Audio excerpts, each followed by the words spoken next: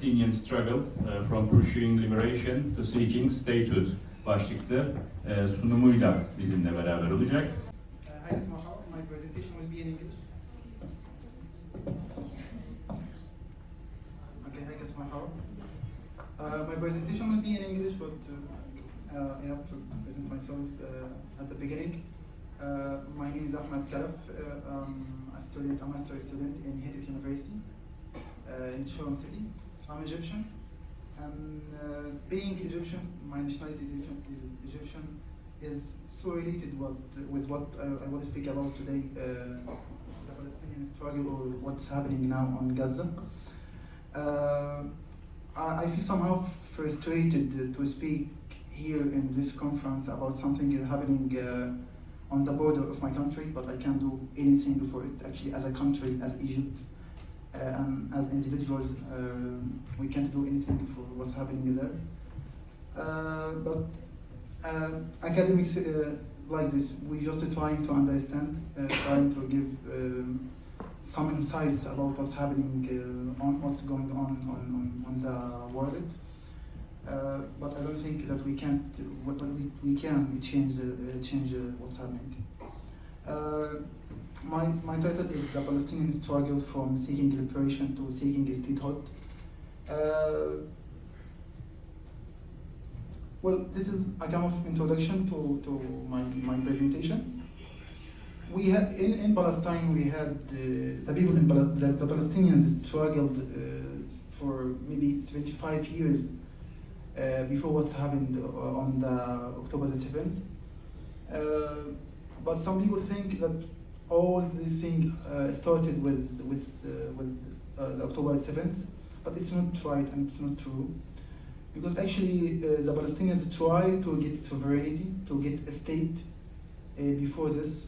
After the mandate, the British mandate, the Palestinians tried to get a state, a Palestinian state. But every time Israel was put a lot of obstacles in front of this point. This is what I will speak about today.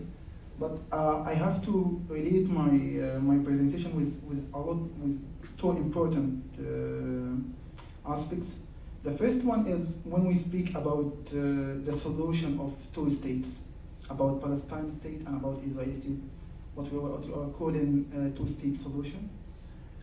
We have to examine this solution now, especially after what happened on Gaza now, this genocidal atrocities by Israel.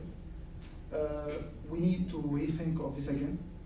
And we also need to think of the one-state solutions that are brought by some thinkers, even some of them Israelis like Jadon Levy, and some of them are Americans. I need to start from Oslo Accords, because I think this is a very important of what I'm calling here, that the transfer from seeking liberation to seeking statehood. I see that Palestinians for seven decades was trying to get liberated from the occupation, from the Israeli occupation. But after Oslo, we had a new notion of the Palestinians that are trying to get a state. And this is a very important point in the Palestinian history. It started Oslo because what Oslo did actually is like this. In Oslo, the Palestinians normalized their relations with Israel. They accepted and recognized Israel as a state. But on the other hand, actually, Israel didn't recognize Palestine as a state. Israel just said, we accept a kind of authority in Palestine, on Gaza and on the West Bank, but not a state, not a sovereign state. When, as in political science literature, when we speak about the state, when we speak about sovereignty, you will speak about a kind of 3 points: territory, about people, and sovereignty. But here in this condition, we only have a kind of recognition for authority, but not a state, not a full state. The Palestinians in Oslo claimed 78% of the Palestinian territory to be Israeli. Oslo also determined how the Palestinian economy will go on, which became very related with the Israeli economy. Actually, Israel now controls the economy of Palestine after this accord. This is important. I'm talking here about a state without sovereignty. We have, we see Palestinian President Mahmoud Abbas. We see embassies everywhere for Palestine, and actually we see a lot of speaking from the American administration about Palestinian states. And we even see now some recognitions coming from some European countries about, yeah, we recognize Palestine as a state. But actually, which state do we have? I think that in Israel, they will not accept a Palestinian state ever. Not now, not before the October 7th, and not in the future. Even the left or the right in Palestine, because some people, and this comes, I think, from the Western academia, they think that in Israel there is a left and there is a right. We know right now Likud with Netanyahu and with Ben Gvir, with Smotrich, and we know the left with Yair Lapid and so on. Some people think that Yair Lapid and Ishaq Rabin in the last history was accepted a Palestinian state, but I don't think so. I think that in Israel there is a kind of consensus that we shouldn't have a Palestinian state. We can accept cantons, a country of cantons with self-rule, but we can't accept a sovereign state. What we call in our wallet deal of the century. This actually was put on the table by Trump's administration, and they say, okay, let's give the Palestinians some economic profits. Let's give them like authority, as I said, let's give some elections, Mahmoud Abbas and so on. But don't speak about sovereignty, hegemonic. Don't speak about us, don't speak about hegemonic. Because they say that, the Americans saying in this paper, as we call deal of the century, they say, okay, so sovereignty is not clear. We can't say what is sovereignty. In political science, we can imagine what exactly sovereignty is. But actually, this is not true. Because all over the world, if you study political science, if you study sociology, you know what sovereignty means. But when it's related with the Palestinians, now we don't know what is sovereignty. It's a fragile concept. We don't know what does it mean. Because we want to give the Palestinians a state, we want to give them sovereignty, so let's make this concept as fragile as we can. What Israel actually want to give the Palestinians in this photo? Cantons instead of a state. As we see here, this is the West Bank, and this is Gaza. The white out here is Gaza Strip, and here West Bank. This must be the Palestinian states with the Western Jerusalem, but this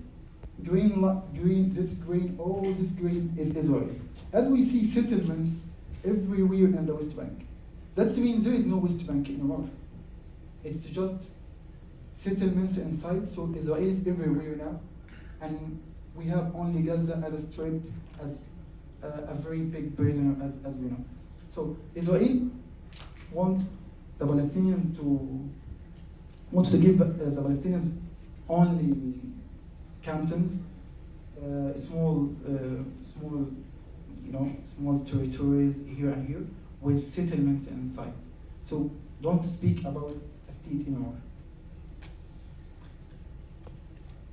There's a trap, I think, now is happening all over the world with the Palestinians. This trap, we can call it recognition versus sovereignty, because I think that some European countries, maybe they have good intention. They come now and say, we will give recognition to the Palestinians with a state. But they don't give them sovereignty. You give recognition for what? For Palestinian states. We are these Palestinian states. We have only camps on Gaza, and we have separated areas on West Bank. We have presidents that doesn't have any power, Mahmoud Abbas, in West Bank. So this is very clear, and we can see it in Israel itself, because the Israeli official will not give the Palestinians sovereign state at all. And we can see this in both was happening in 2024. 90% of the Jewish Israelis support coexistence with Palestine, doesn't support. That means all Israelis are concerned to not give the Palestinians a sovereign state. Here I'm speaking about authority without a state and struggle for imagined authority. I mean by this that in West Bank now we have authority by the name only. This authority by the under the leadership of Mahmoud Abbas are detaining some resistance from our resistance in West Bank. They have a full cooperation with the occupation, with the Israeli occupation, and at the end of the day, it's not authority by the real name. They don't have any control or any power on the West Bank and even in Palestine. So now we have this conflict between Hamas and between Fatah on a power that does not exist. Azmi Bishara is an Arabic thinker and Palestinian thinker, saying that this conflict between Hamas and between Fatah, it's like a conflict of prisoners over who has the right to represent them before the jailer. That means we are in a prison as Palestinians, Hamas or Fatah, Sinwar, Haniya, Abbas, Hibsi, Sheikh Hibsi, all of them in a prison. So you have this conflict over something you don't have it. You don't have this state to have conflict over.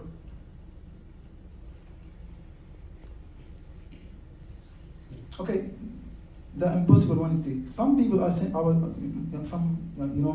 you see this genocide and these atrocities in Gaza, and you say, okay, what solution could be? Some people